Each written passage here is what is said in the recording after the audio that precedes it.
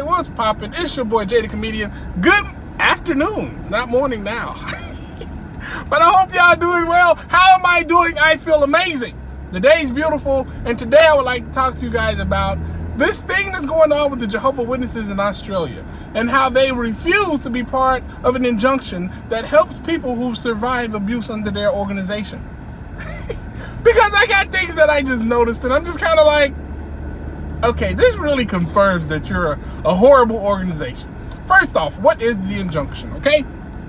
Basically, thanks to the Australian Royal Commission, and they've uncovered all the things that the Jehovah Witnesses been hiding out over there about all the people that they let get hurt inside their organization with all those predators they was hiding and covering up.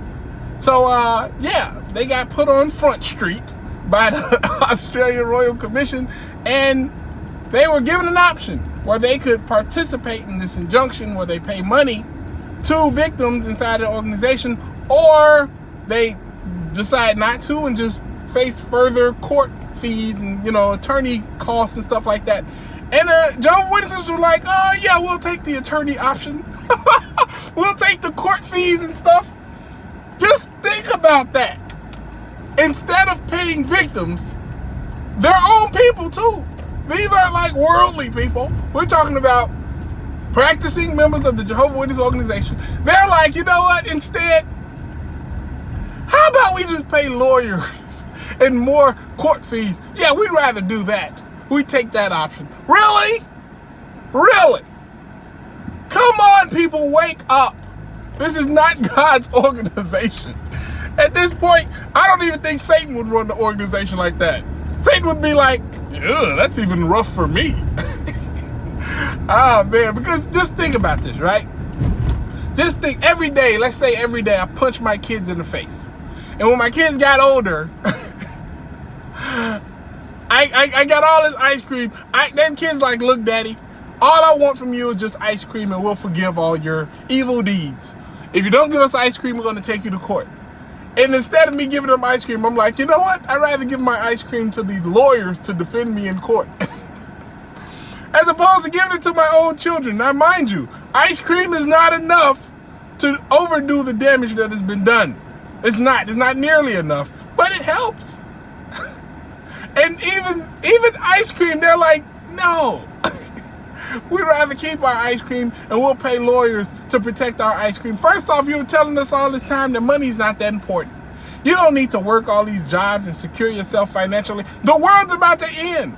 Money is just a thing, right? But the Jehovah Witness organization is going above and beyond, bending all type of ways to make sure that they don't lose a dime. Like, really? I thought money wasn't important. Give me some of that ice cream, brother. Y'all sitting up there letting all this horrible stuff, hiding all these horrible people, protecting them. And I don't think you're protecting them because you like them. I think you're protecting them because if they become liable, then you become liable. So therefore, you're keeping all that ice cream to yourself. I thought ice cream wasn't that important. And you can't share with victims. Just think about that. They're worth billions of dollars. Not millions. Billions. Multiple billions of dollars. And they refuse to help people who were hurt inside of their organization. How godly is that? I don't find that godly at all. They sit up there like, you know what, just ignore all those people over there. They're just, they're evil apostates and they hate Jehovah. Hey, I don't hate Jehovah. I hate you for what you allowed to happen. Well, you know what? I represent Jehovah, so if you hate me, then you hate Jehovah. It's very simple. What? You see what I'm saying? They've obviously just kidnapped the entire identity of Jehovah or God or whatever, and they've taken it. And now they're using it, and now they're hurting people further. They have an opportunity to actually do some good, and they still won't take the opportunity. At what point do people wake up and just say, wow, this organization ain't good on any level? Morally, spiritually, they don't even like to listen to the Bible. The Bible says, don't shave your face. And they're like, well, If you don't shave your face, you're not going to have any position in this organization. Hold on, I thought we were taking the Bible pretty seriously. Am I wrong about that? Because I thought that was the thing going forward. You're holding all these people so seriously and so closely to the Bible where you're even allowing people to die on the operating room table due to the blood doctrine because of the way you interpreted what the Bible said. A lot of people will say, I wouldn't, interpret it that way. But they're like, no, we're interpreting it that way. We need our members to die if they ever were to need a blood transfusion. They should choose the death option. Because, how heartless can you be? Even if the accusations were proven to be wrong, right?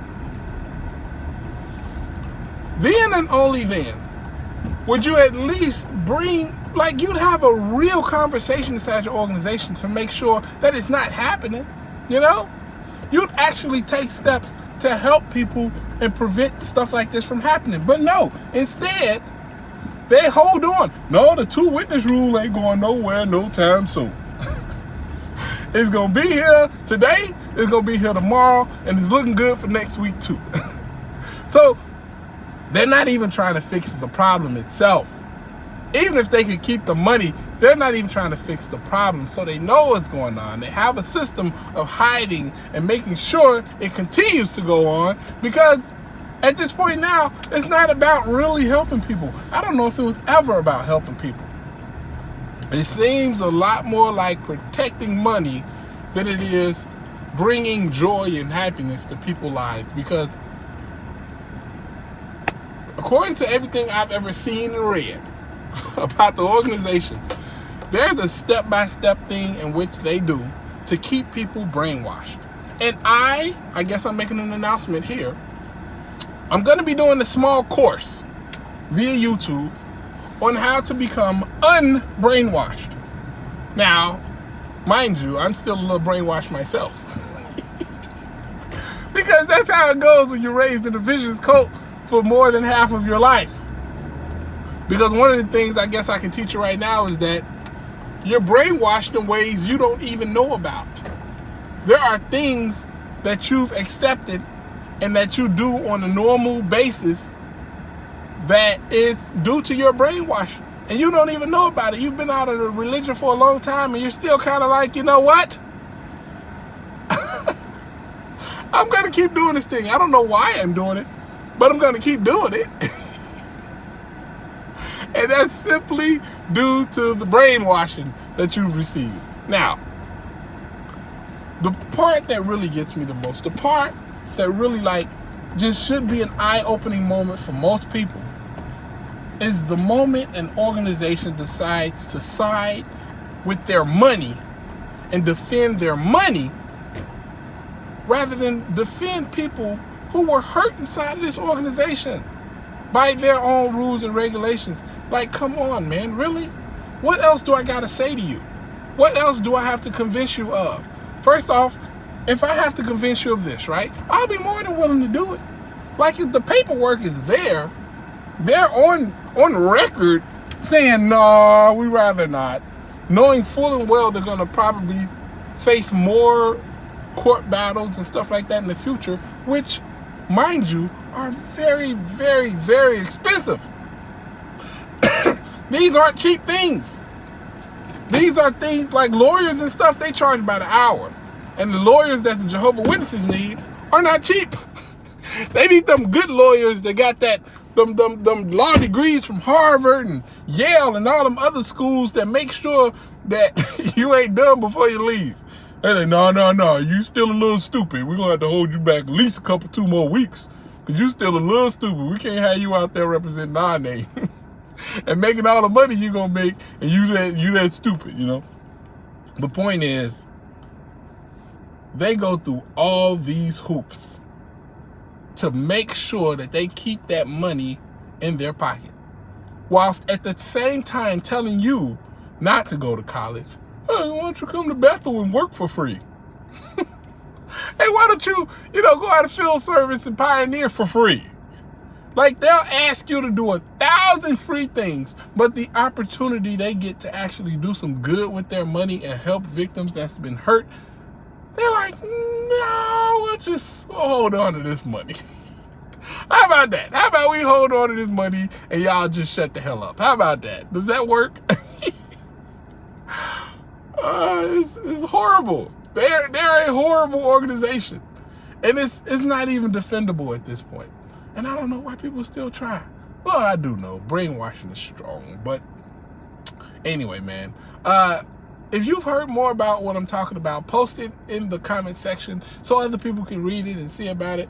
But outside of that, if you got anything to say or you disagree with me, let me know in the comment section. This is your boy, Jay the Comedian. This is the XJW video, so hit that like button. Holla at your guala. Deuces.